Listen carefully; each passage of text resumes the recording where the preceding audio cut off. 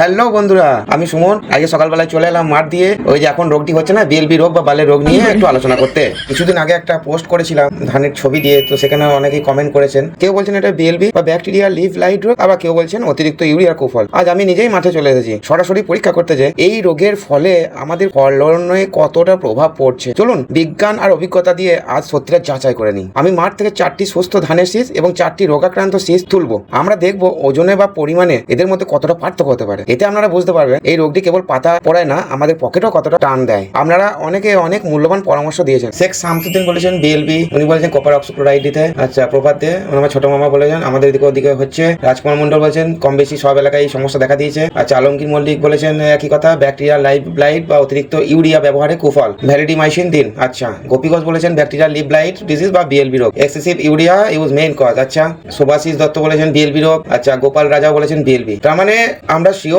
যে মোটামুটি এই রোগটা বিএলবি নামেই পরিচিত। এই কমেন্টগুলি করার জন্য আপনাদেরকে অসংখ্য ধন্যবাদ। একটা ভালো খবর হলো, রোগটা গত 3 দিনের তুলনায় খুব একটা বাড়েনি। তার মানে সঠিক সময়ে ব্যবস্থা নিলে আমরা ধানটি বাঁচাতে পারবো। আমি ব্যক্তিগতভাবে এখনো কোনো ওষুধ দিচ্ছি না, তবে আপনারা আপনাদের জমিতে কি ব্যবস্থা নিচ্ছেন তা অবশ্যই কমেন্ট করে জানাবেন।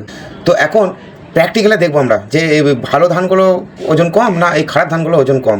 তো আমি 4টে করে শীষ আমি নিয়ে নেবো। বিএলবি রোগে আক্রান্ত 4টি শীষ নেবো, আর সতেজ ধান থেকে 4টি শীষ নেবো। দিয়ে দুটোর মধ্যে তফাতটা দেখবো, কতটা তফাত, ওজনের তফাত দেখবো, আবার তার সঙ্গে গুনতি তফাতও দেখবো দুটোর মধ্যে কতটা পার্থক্য, কতটা আমাদের ক্ষতি করছে, সেটাই আজকে দেখবো। তো আমার 4টে করে 8টা শীষ আমার সংগ্রহ করা হয়ে গেছে। এবারে এটিকে পরীক্ষা করব। তো পরীক্ষাটা তো মাঠের মধ্যে করা যাবে না, তা ওই পরীক্ষাটা বাড়িতে যেয়ে করব। তো কীভাবে কী পরীক্ষা করছি না করছি জেমিনির সাহায্যে, সেটা চলুন আপনাদেরকে সমস্ত কিছু দেখাবো।